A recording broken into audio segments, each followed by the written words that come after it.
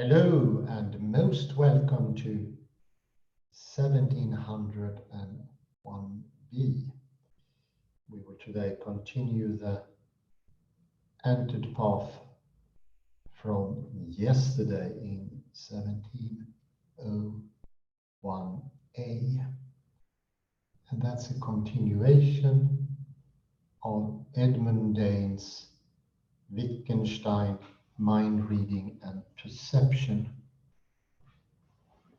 We are currently progressing, I'd say, getting into the more difficult areas. This is like a primer before we go into Johnston or Schulte. If you don't experience difficulties with Wittgenstein, as to say about quantum physics, you haven't even begun to understand. I stole that from Niels Bohr. I don't need for camera here either.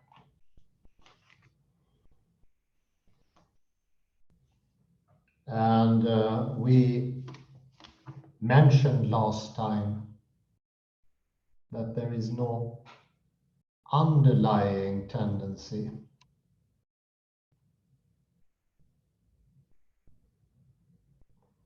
underneath mind reading,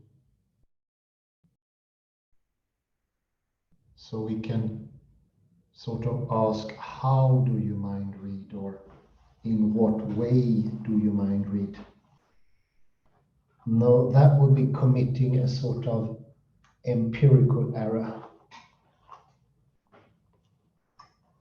going in the way of what I usually call technological thinking, seeing human beings as made for a specific purpose that you can find out either by opening the person up or asking. And I think this asking method, asking oneself, asking someone, or asking in general, is an exact copy of Newtonian physics. It is a wrongly posed question that will leave your thinking astray.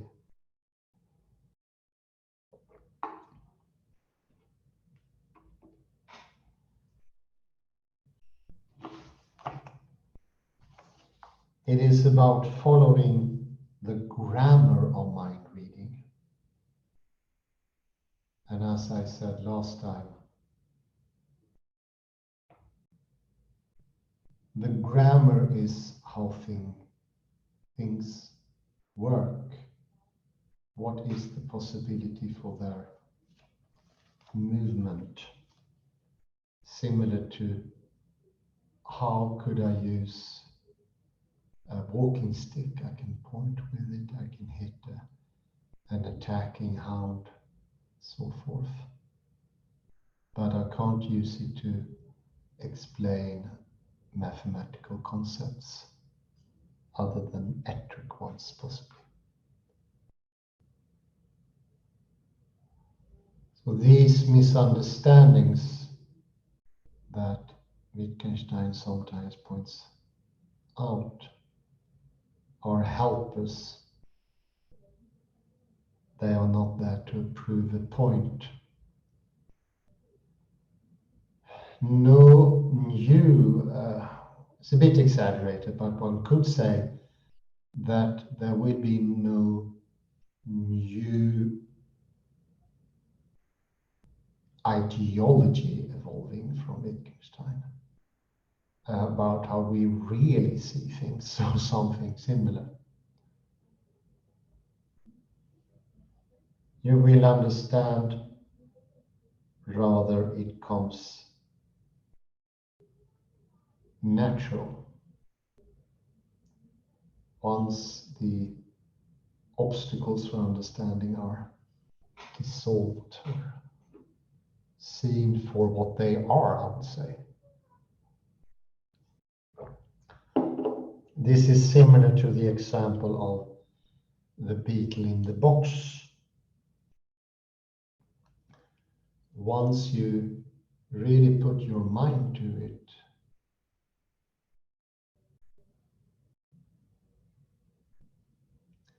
and you can see that there is no possibility of that beetle being understood even by the owner of the box.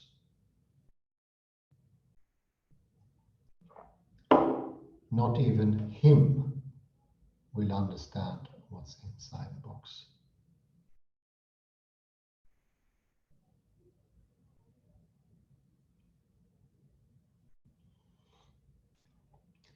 He would be ignorant, like what comes to my mind is an egg.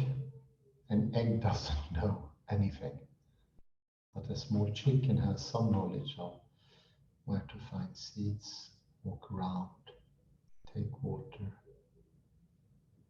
having fun, or what chickens do, small chicks.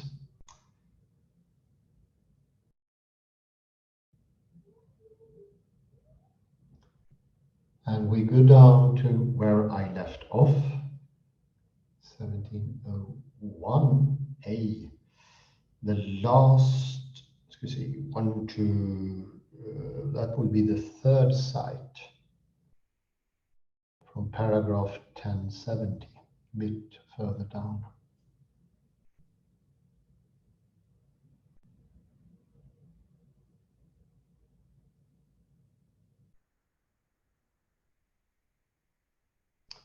And a bit more.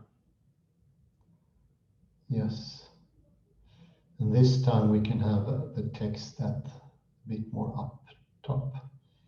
It's the sentence that begin with "we can" in this way.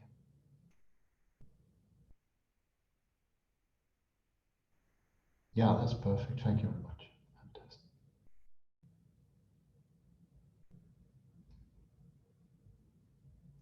Oh, even better. Wonderful.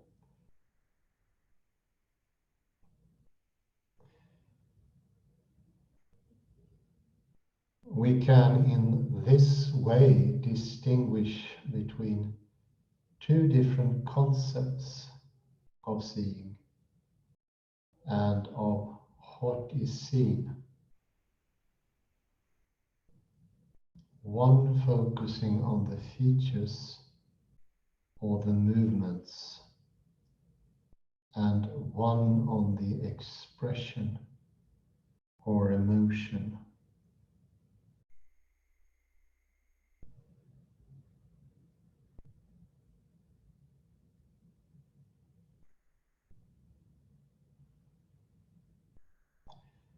A picture might capture either one.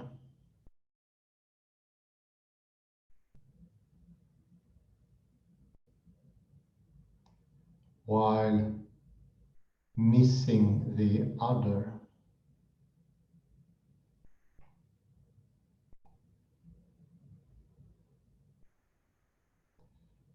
And someone might see the former, but be blind to the latter.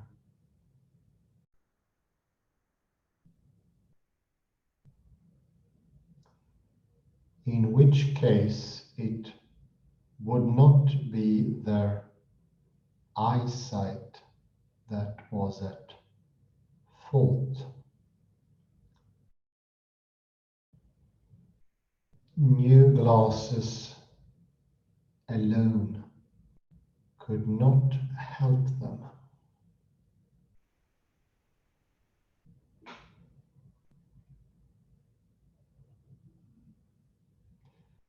As a result, we cannot necessarily explain what we see in the second of these senses by reproducing it.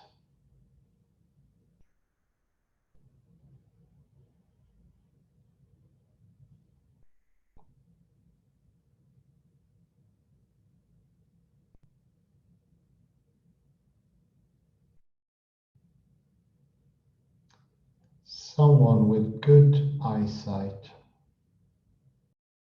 looking at the same object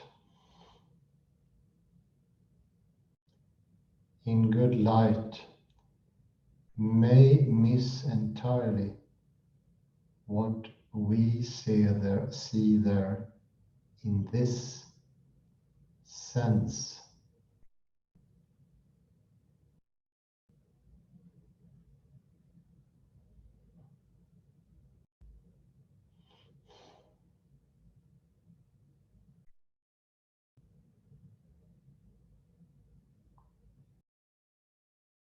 Wittgenstein, however, cautions against taking the photographically exact reproduction as an ideal determining what can be seen.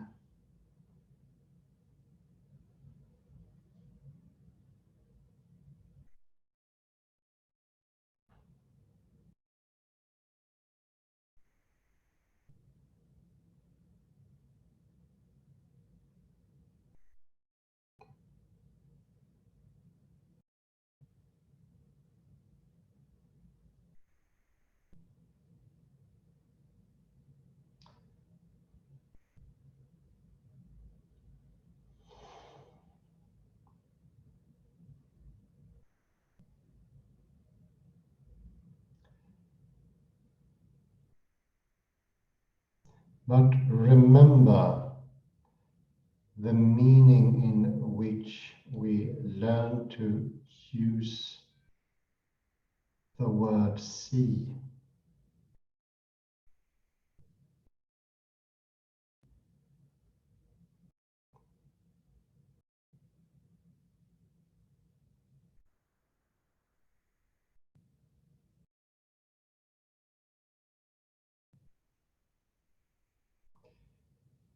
We certainly say we see this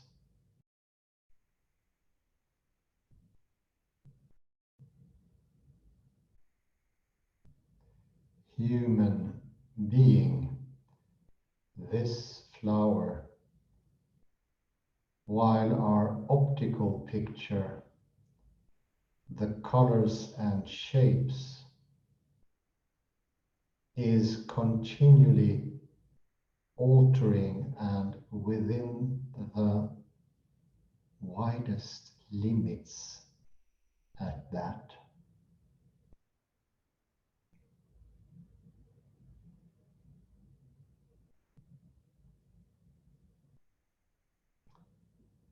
Now that is just how we do use the word see.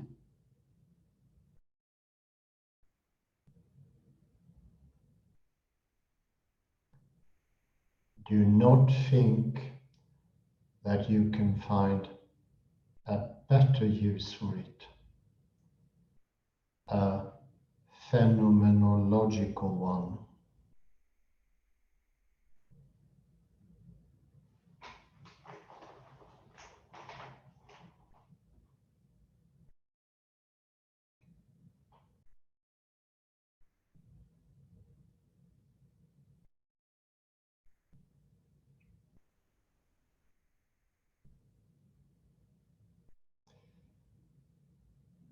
Taking the optical picture as definitive of seeing wood,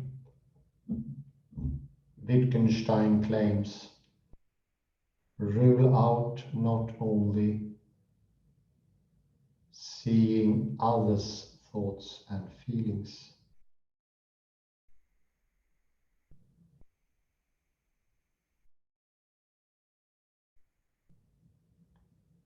but also a great deal more that we ordinarily say that we see.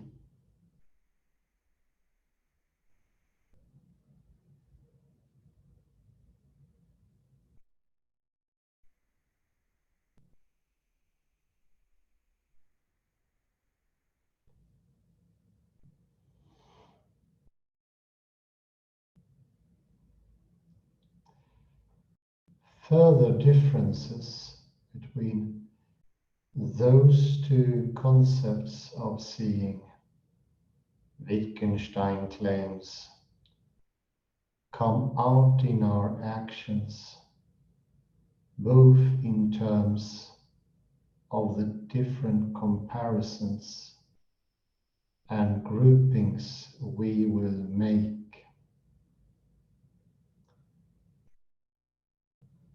and more generally in terms of our attitude towards what we see.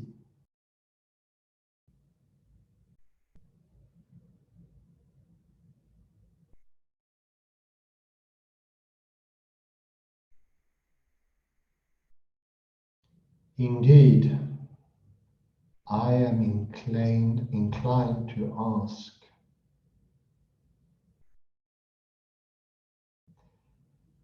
do I have so much as an excuse to be talking about a different kind of seeing there?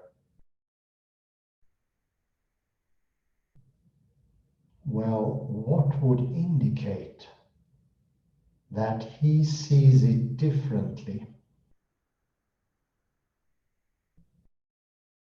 Only his attitude toward it.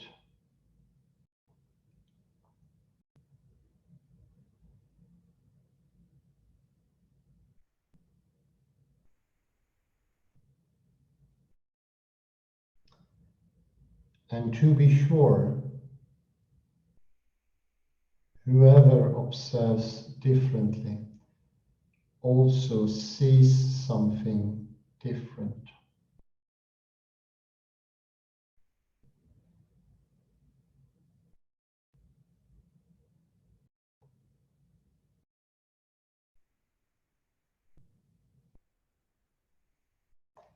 Suppose someone were to ask you quite straightforwardly and in all seriousness,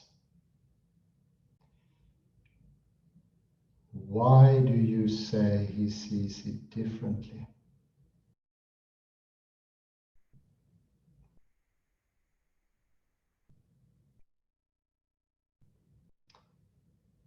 First of all, I'd be inclined to say he is looking at something different, and then maybe he will draw different comparisons.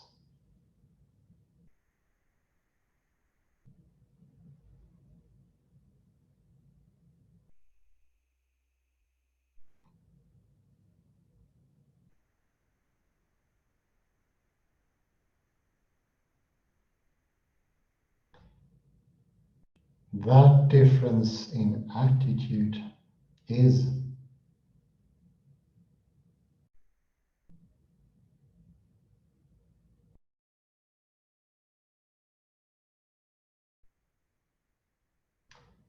primarily a matter of the different ways in which we can and do react to what we see.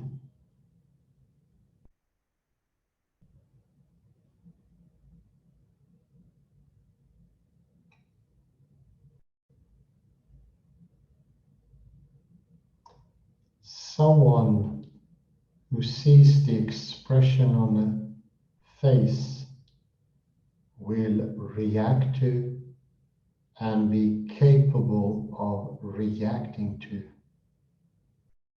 what they see in totally different ways than someone who sees only the features here.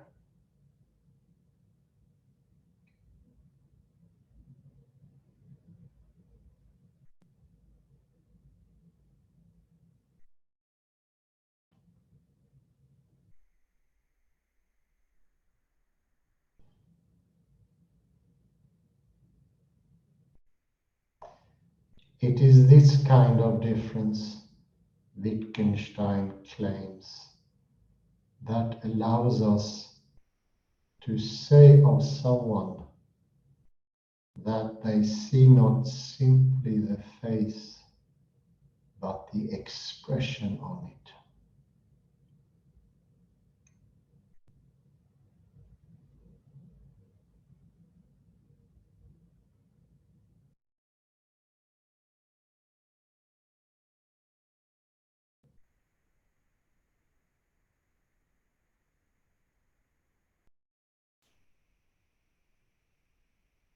Moreover, there are other differences too.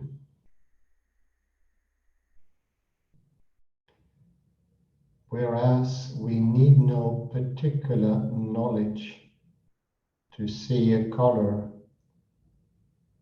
or to see the features of a face, Wittgenstein suggests that there is a greater role for knowledge to play in seeing others' thoughts and feelings.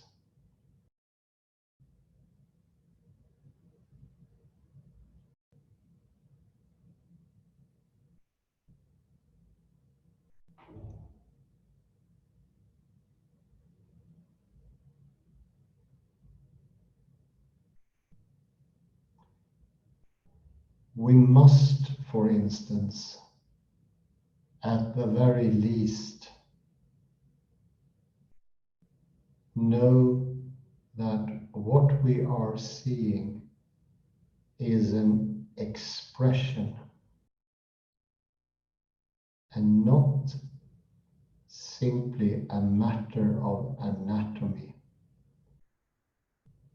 And we must have some familiarity with how people express their feelings, and in some cases with the individual concerned too.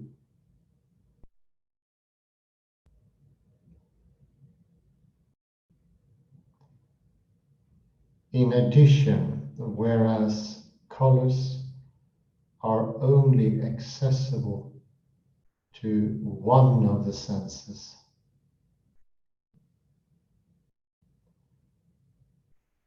that is not so for thoughts and feelings.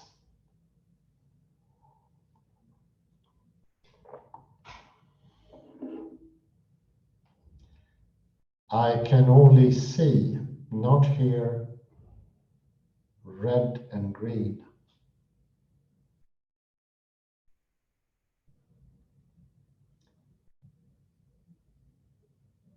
But sadness I can also hear in his voice as much as I can see it in his face.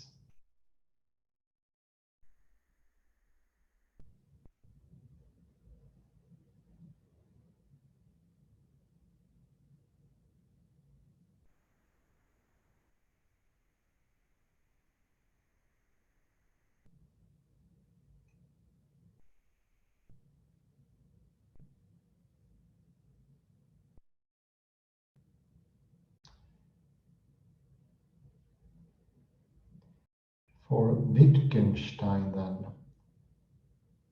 there are several significant differences between the concepts of seeing involved in seeing the features of a face and seeing its expression, or between seeing color or shape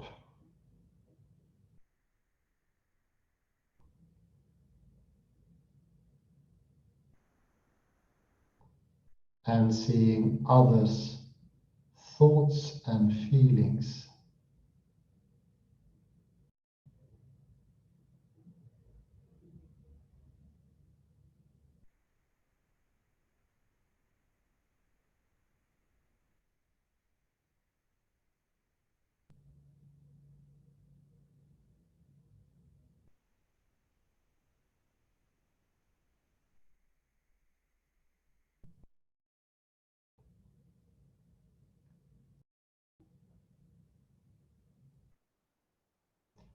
But although those concepts are different, both are part of what we learn in learning what seeing is. We are taught to give a variety of kinds of description in response to the question, what do you see? And all of those ways of responding contribute to our understanding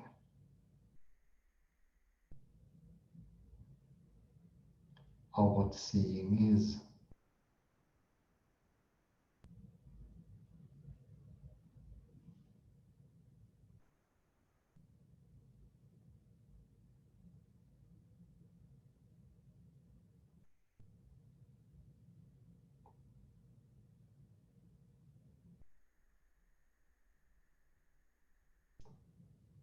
I learn to describe what I see, and here I learn all sorts of language games. Not how can I describe what I see, but what does one call description of what is seen?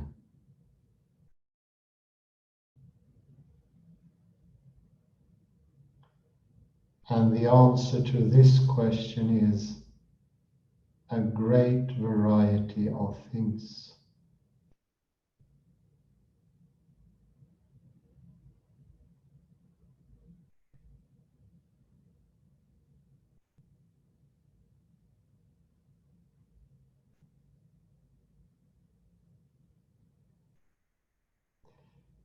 Moreover, those concepts are also closely related to another.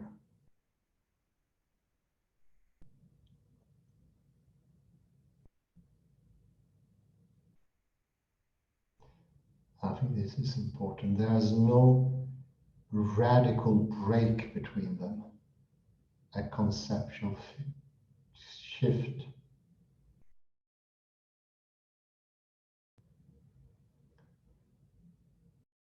Of the kind involved in the move from talk of marrying a person to talk of marrying money,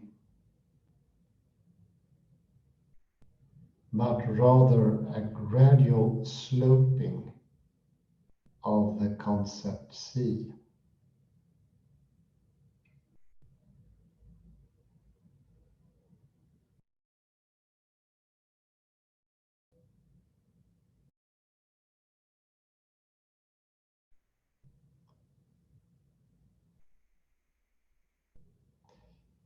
What we see here is not a matter of a purely visual concept, but it nevertheless has a visual aspect.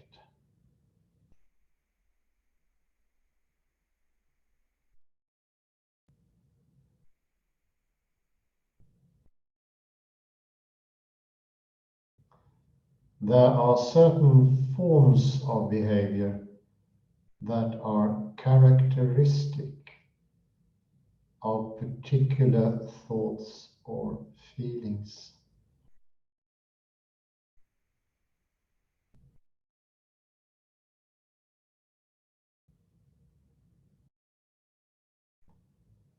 And as a result, we can, for instance, mimic someone who is angry or who is frightened or who wants to touch the dog but does not dare to.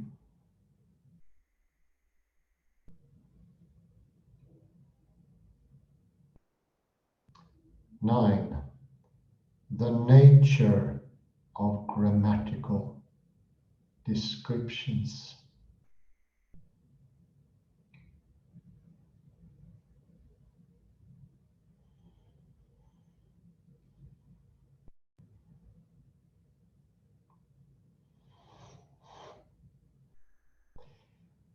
The claim that Wittgenstein aims not to explain mind reading, but to describe the grammar of the relevant concepts, raises further questions about the nature and status of those descriptions that get to the heart of what Wittgenstein's later philosophy involves.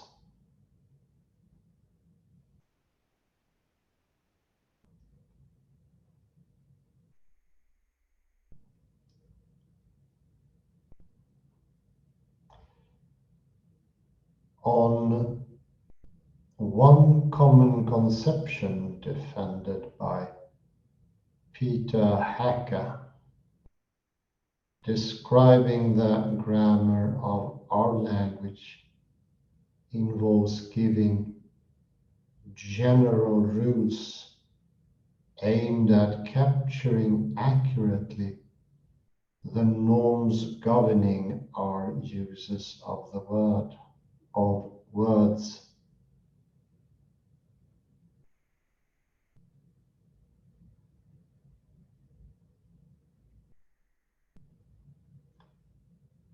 Thus, for Hacker, Wittgenstein's method has two parts.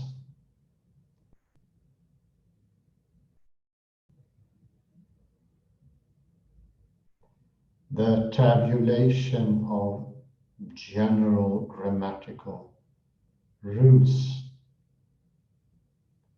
Second, the arrangement of those rules to provide an overview of the grammatical landscape in response to specific confusions.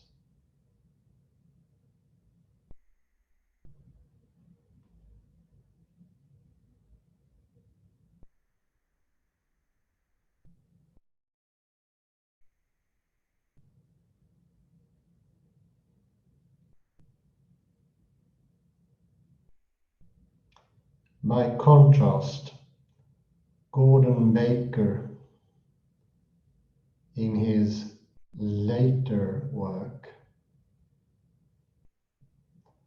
argues that Wittgenstein does not give general grammatical rules that we could hold on to, independently of their role in combating specific philosophical confusions.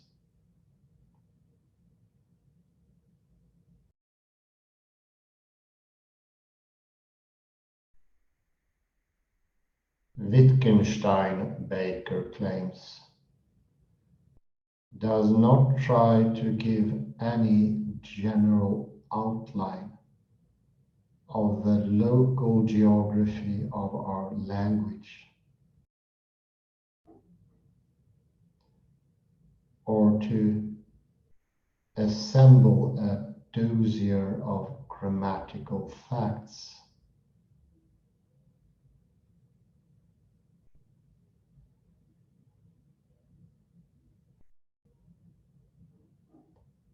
That idea, Baker argues, not only misdescribes Wittgenstein's practice,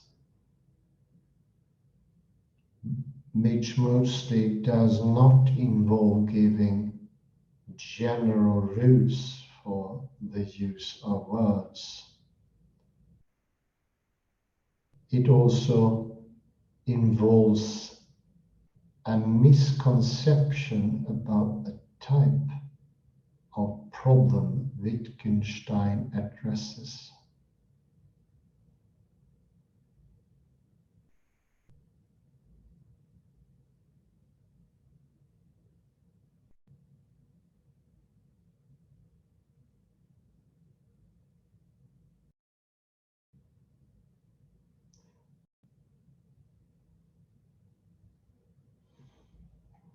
Whereas Hacker takes Wittgenstein to be responding to problems that have dogged our subject for centuries. Baker holds that Wittgenstein does not address general philosophical problems or views at all.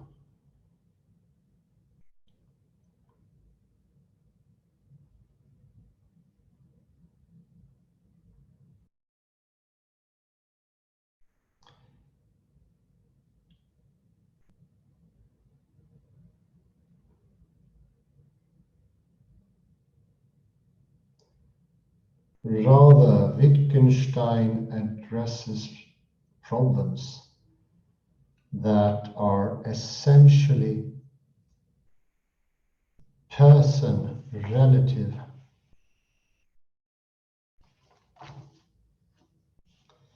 centering on the dynamics of somebody's thinking, not the geometry of thought.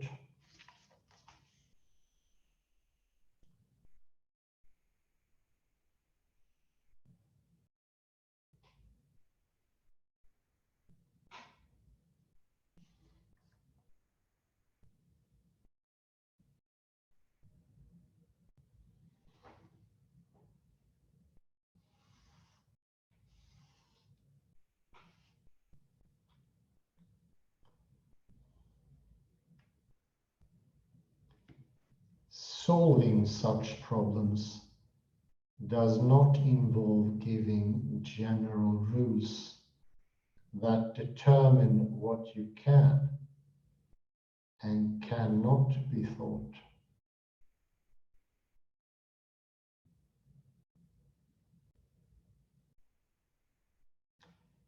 Instead, it involves enabling specific individuals to shift their perspective so that they no longer feel the need to ask certain questions.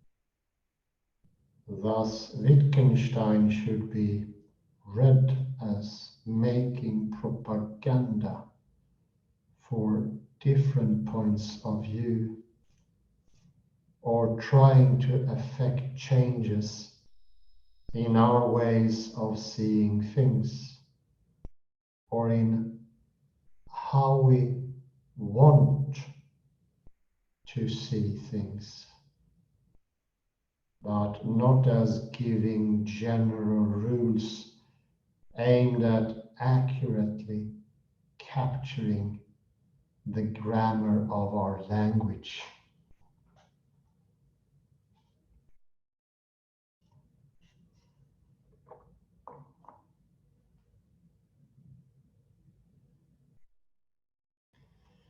There are at least 3 separate questions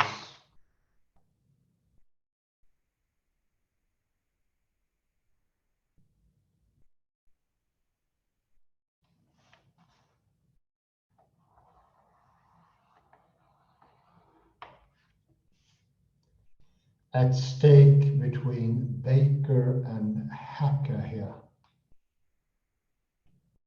First, whether the description of grammar involves general grammatical rules.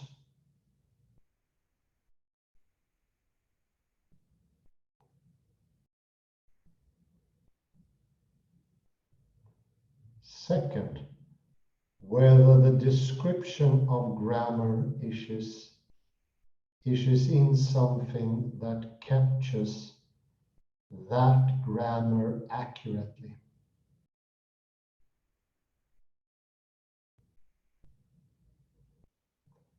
And third, whether Wittgenstein is responding to general problems or specific confusions of specific individuals.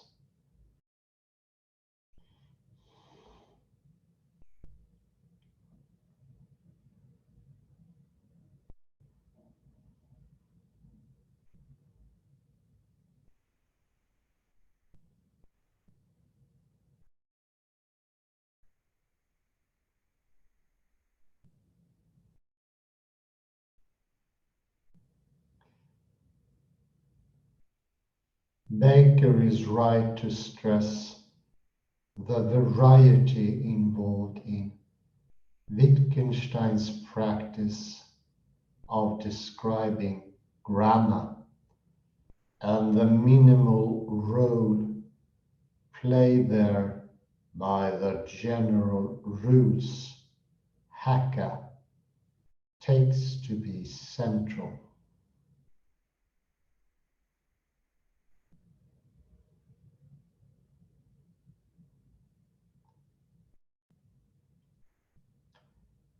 Baker is also right to be suspicious of the idea that general rules could accurately capture the grammar of our language.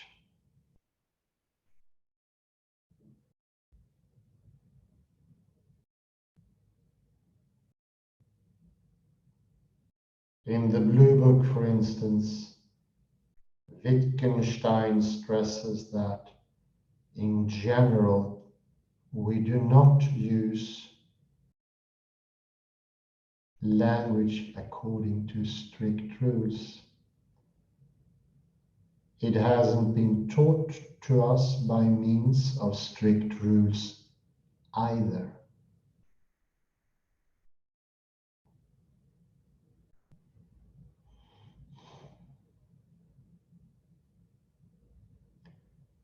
Wittgenstein, therefore, does not think that we can typically capture the grammar of our language unproblematically by means of general rules.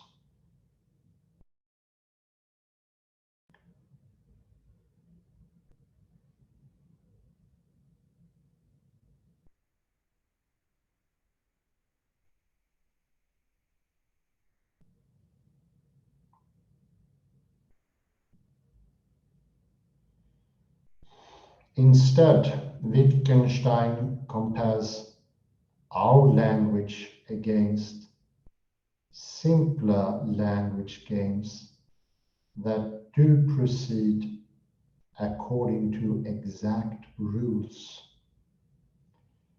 In order to bring our aspects of grammar that we are inclined to overlook.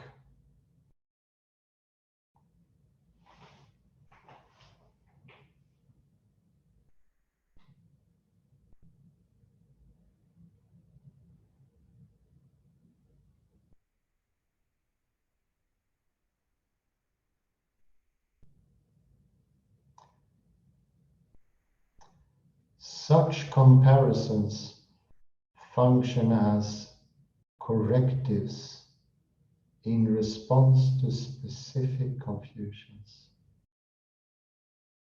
But, and this is very important, wow, what a sentence. But they cannot unproblematically serve as stand-alone descriptions outside the context of such a response.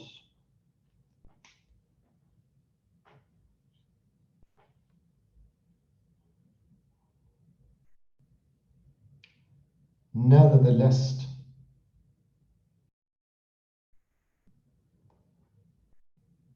against Baker, we can also describe grammar more directly, as Wittgenstein does in relation to mind reading in remarks such as the following.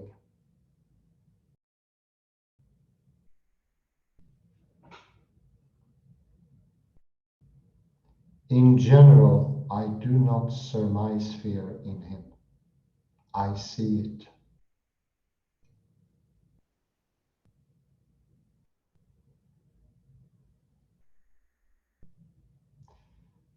I can only see, not hear, red and green.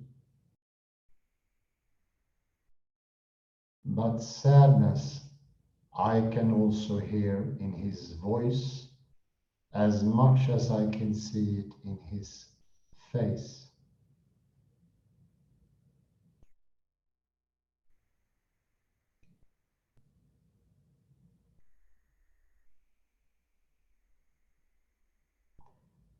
But remember the meaning in which we learn to use the word see.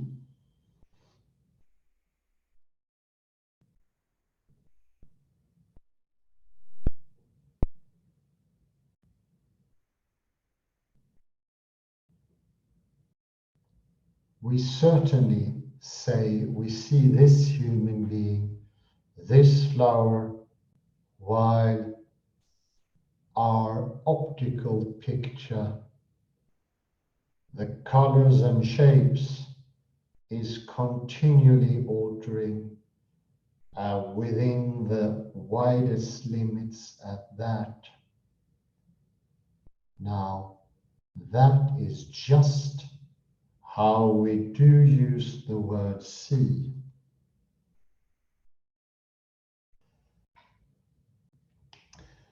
So I put a point there, a little pointer.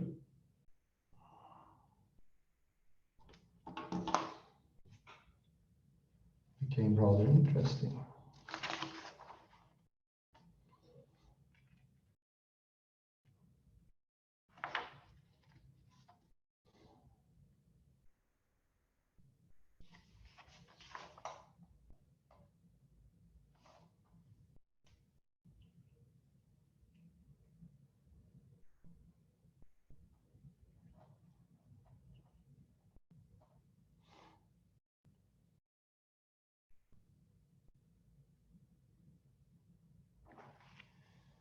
There's some takeaways here.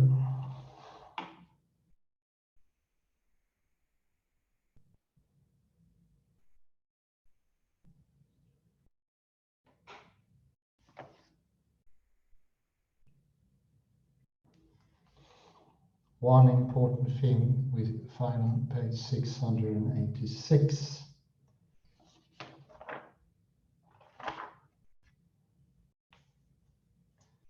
Third paragraph. Moreover,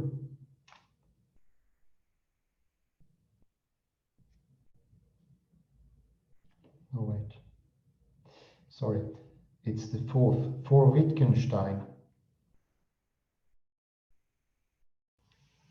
there are several differences. This is the fourth paragraph.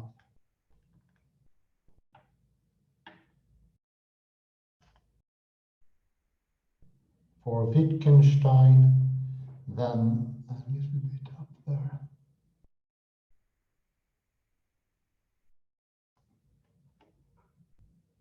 A bit more. The sentence starts with for Wittgenstein. Go up a bit.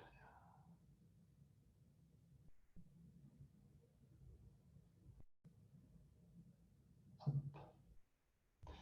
For Wittgenstein, then there are several significant differences between the concept of seeing involved in seeing the features of a face and seeing its expression, or between seeing color or shape and seeing others' thoughts and feelings.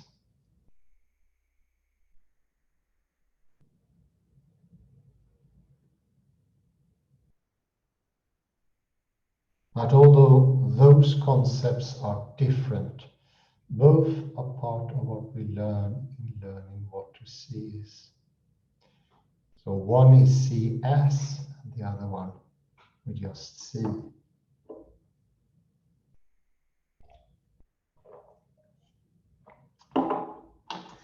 And that is a returning difficulty in many levels. We had a discussion about that in connection with the Gestalt psychologist Wolfgang Köhler. And he mixed the two, which made a person have different visual objects that became reified. Another way to misconstrue this relationship is to say that what you see is, so to speak, the ideal, and then you will end up in a Platonic world.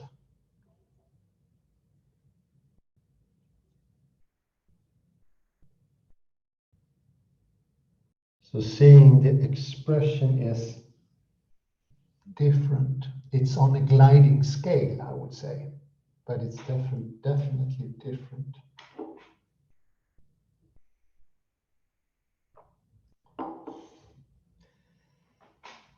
I see a lion means one thing, and I see an aggressive lion is a completely different thing. See that? Or why not a cat? I see a cat in the box that Schrödinger made. Or I see a cat that really wants to have some space or air, or is a tossed cat. Confusing those, we end up with absolute paradoxes that are irresolvable. Seeing them as different, Wittgenstein claims, is closer. How do we actually use these words? Which I absolutely agree with. And understanding this will get rid of a whole bunch of problems that otherwise inevitably will erupt.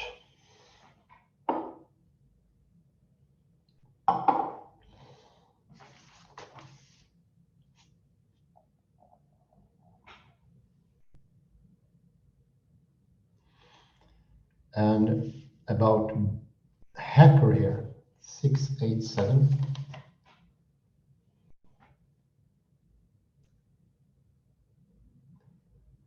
Second paragraph.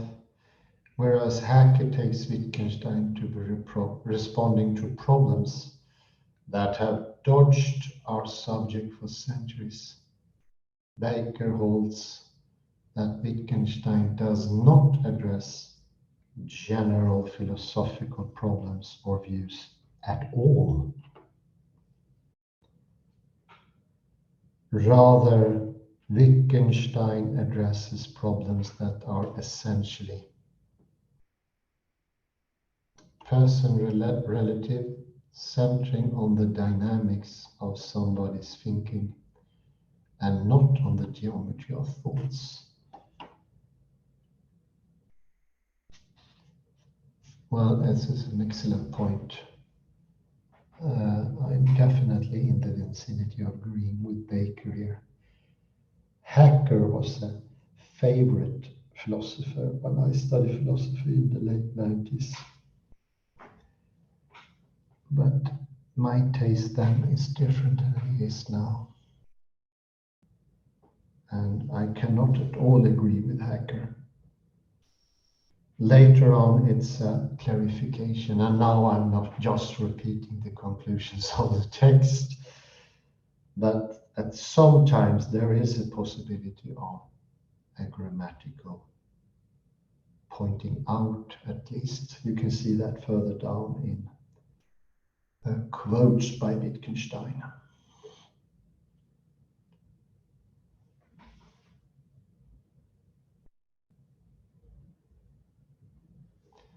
So in these cases, for instance, in general, I do not surmise fear in him, I see it.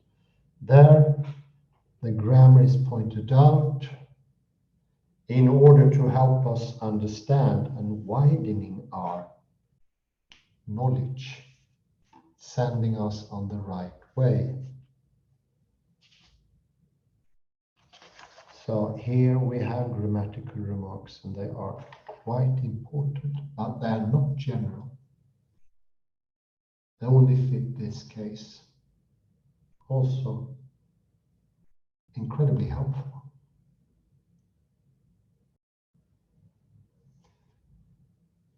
Some comments, Kalle?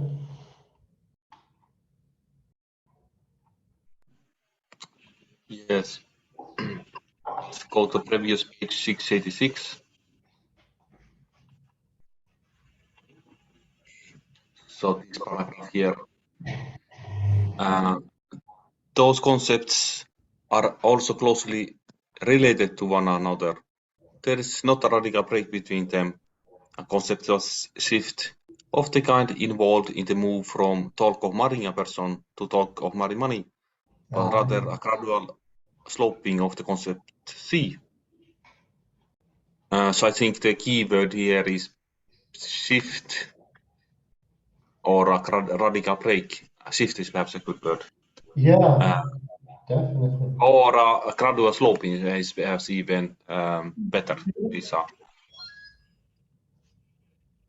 So this is very similar to the Derridean concept of trace. There is always a trace that links two things together. For instance, in this example, the general concept of that unifies these two things is marriage, marrying a person to talk of marrying money. So it's one. So if you would be speaking in everyday language, did you see him? Or are you sure you saw him? I saw he was angry, and so forth. There are only different levels, a gradual sloping of the concept C. Yeah. Very good.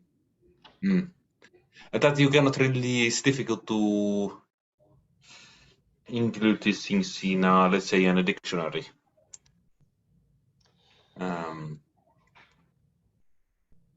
Yeah, it is possibly something that is part of reality.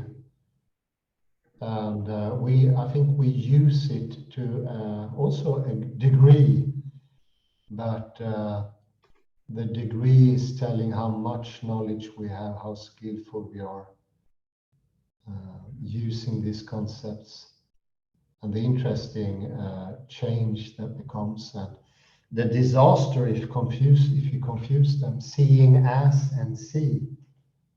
A confusion there led to 2,500 years of philosophy. The establishment of the arcade, the atoms, later on identity, we got reductionism, and the idea that that always was lurking around the corner, representationalism, that our words are not really other than tokens of like Saussurian signs for something else that we can never know. Yes, absolutely.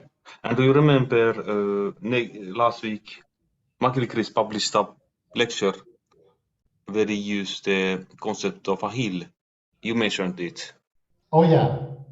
So this sloping made me think about that metaphor. Oh, Could you please repeat the McGillicuddy's metaphor about the hill about contradictions? well, he meant that contradictions are not at all what we think. And for everything, it includes to be something. It includes contradictions. So it's nothing abstract. It's part of reality. And to have a hill, to have a purse, to have everything, you need to have an upslope and a downslope, downhill, uphill. Mm. Otherwise, you don't have anything. Absolutely, like in the Chinese yin and yang, you need both the valley and the mountain to understand Yes. what the mountain is. Yeah. I don't know if we can use the word see to complement, so to say, contradictions. Um, hmm, um, hmm. I see, meaning I understand, or I saw him. But the differences are really tiny in the end. Yes, indeed.